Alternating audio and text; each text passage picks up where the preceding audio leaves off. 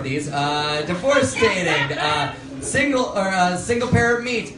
Sad dad meat, which is actually, that's just a place I go to get free hot wings and have a man say he's proud of me. Oh, you're gonna need sad dad meat someday. I don't know. Okay, what am I saying? He's a looker. Oh, he's a looker. Oh, man. That is the weirdest thing when you call kids heartbreakers. That is the weirdest thing. It's like, I like how he's got the Nelly thing going. But it's weird when you call kids heartbreakers because you're just like, oh man, that kid is going to get pussy. That kid does not know what that word is, so we're fine. Guys, everything's cool. Okay, I feel like you guys are all having a good day. Guys, you ready for your first comic? Yeah! All right, give it up for your first comic, James Hamilton!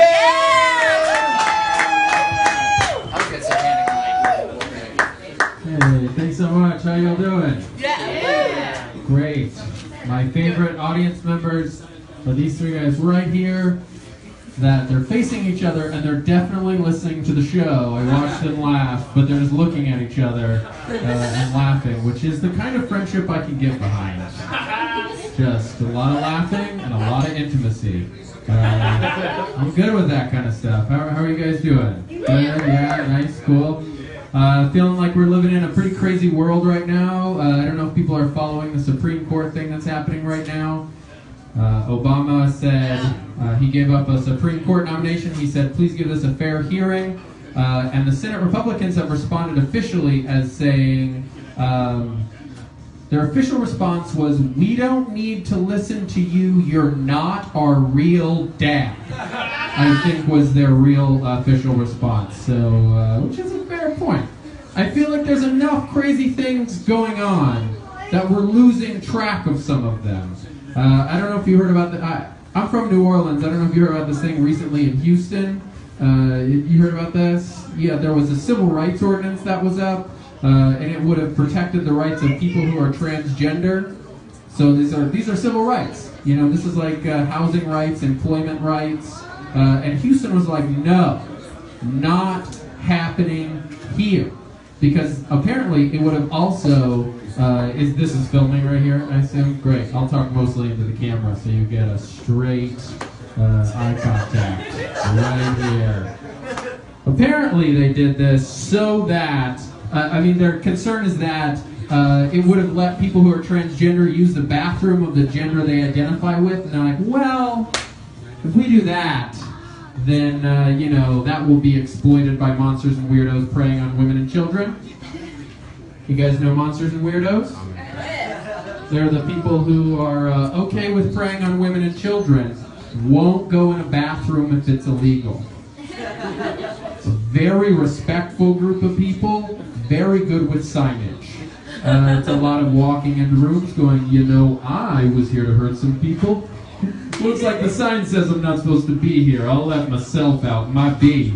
My point is this. I feel like Houston should just collectively watch Mrs. Doubtfire. Because then they would see that when a man dresses up like a woman solely to get closer to children, that's very charming. That's what that is. That is very charming. What else here? I was going to a cocktail party with my girlfriend recently, and she said, we're pretty upfront. Actually, I'll do this first. This is the only impression I do. This is my impression of a couple at a party. This is a couple at a party. It goes, hey, we're headed out. That's the whole thing. That's the whole impression. You getting some of the audience there too? Yeah, good. Yeah, good. Get them in there too. So I was going to this cocktail party and my girlfriend said, please don't embarrass me. And I said, what do you mean? What do you mean I don't embarrass me? Apparently, at the last party that we went to, I said loud enough for everyone to hear, I crop dusted everybody here. And if you don't know what that means, crop dusting is when you fart and walk by somebody, It's like in the same kind of camp of things as like Dutch oven. It's when you fart and pull the sheet over somebody's head. I don't see the issue. My girlfriend said it made me sound dumb. And so I will be damned if I can go to a party and can't talk about my farts, because that is not a party at all. So I have come up with a list of cocktail party farts that will make you sound very smart, that you can do and talk about. So feel free to use them. The first fart is called the Harper Lee. It's a fart that's so good you don't need to do another one for 60 years. That's a pretty smart fart, right? That's pretty smart stuff. Another good one would be, how about the Donald Trump fart? That's a fart that at first you're like, this is pretty funny. And then you're like, oh no, this is still going. You're like, this is a fart that's gotten well out of hand and some people might die because it's bad enough. It's gotten very bad. Okay, those are smart farts. Adam, thank you so much. Wow, applause break. I left a few out that are very indecent. It's funny, usually when issues come up with my girlfriend, I usually blame them on my dad because he was so bad at talking to me about like sex and relationship things. So one time, every time that I say SEX, everyone is turning their head quickly towards the kid. You said it's cool, right? It's better at a pizza place than on TV, you know? Yeah. Usually I blame those things on my dad because he just so poorly prepared me for things like that. So one time I remember, this is a very true story, I hope that the talk goes better with this guy than it did for me, because my dad sat me down and he said, hey James, one morning you're going to wake up and your penis is going to be like a rock. And then he walked away. That was the whole conversation. There was no logistical information or names or anything like that. And my dad walked away with so much confidence, and I walked away with so many questions. I spent like most of my adolescence just trying to piece together information. So one time I remember there was a 17 magazine, which is for girls, by the way, and it said, girls, all you need to know about a male's erection. And I was like, I'm gonna take this. But on the way out, there was also a National Geographic for kids that was like, rocks! And I was like, I'm gonna take this one too. Just in case, just in case. Just in case. Been trying to apply for a job recently. You gotta like stand out. You know, you gotta stand out when you're doing that. And let's be honest, that's very hard for me. Because if we're being honest, I look a lot like the guy that you ask to watch your computer at a coffee shop. You know the dude. The one you don't really talk to because he has headphones on and you just go, that's me.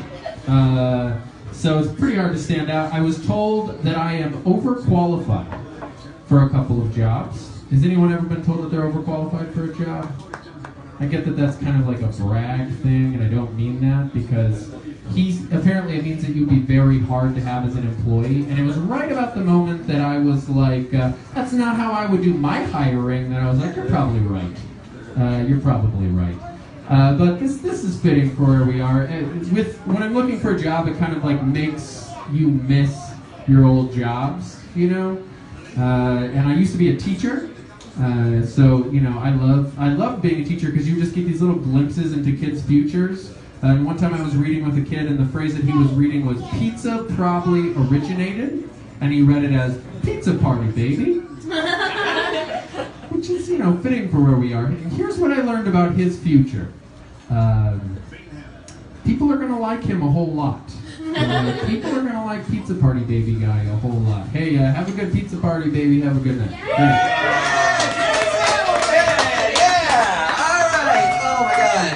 What did you guys think? Oh, man. Oh, too much? I get it. No, we just have to go. No, it's fine. It's past his bedtime. I get it. Oh, my God. Oh, he's not done. Oh, my God. Okay, juice. Come on. That was amazing. Oh, man. I like anytime I get just like, I'm not done. Excuse me. There's more comedy to be had. Boy, is he right. There's another great comic. Smooth transition, Dave. I like to give. Where are you sending this, or is this just for your own? You're making weird faces as you watch this. No. Oh, you're periscoping it? Yeah. Hell yeah! All right, guys. You don't think there's an audience? There's an audience. There's more All audience right. in the phone. Yeah, the audience is in the phone. We have to get it out. We will send in the next operative, Alex Ptak. Woo!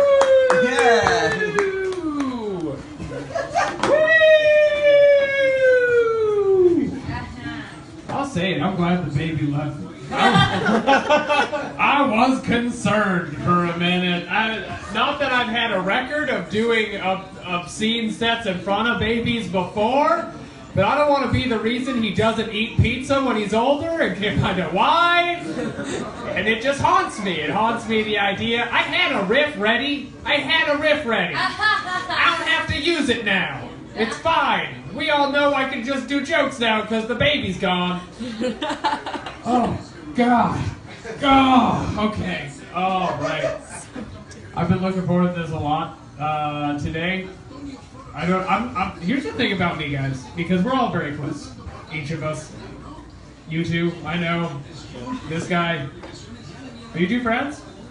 We just met. You just met? Now friends. Well, see, that's a little special, isn't it? It's comedy making new friends in this city where everyone is so alone. It's a magic. It's magic in here. I've been very excited about this show. I'm looking for work right now. Yeah, woo! I'm having a hard time finding work. I picked up some part-time stuff with the PC police. So I just go around telling people things they can't do or say.